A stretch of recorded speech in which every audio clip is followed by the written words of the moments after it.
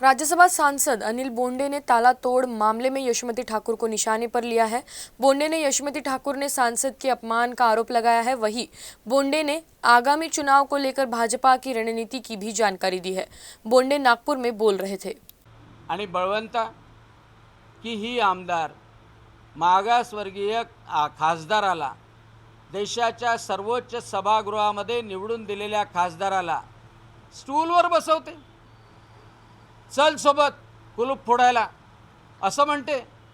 हा नुसता बळवंत वानखेडेचा अपमान नाही आहे, हा अपमान सर्व मागासवर्गीय समाजाचा अपमान आहे, अमरावतीमधल्या सर्व जनतेचा अपमान आहे, भारतरत्न बाबासाहेब आंबेडकरांना मानणाऱ्या सगळ्या जनतेचा अपमान आहे।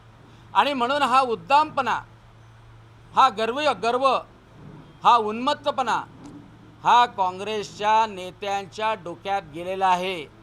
आणि म्हणून जनता ठरवते की थोडंसं यश मिळालं तर एवढे उन्मत्त होतात।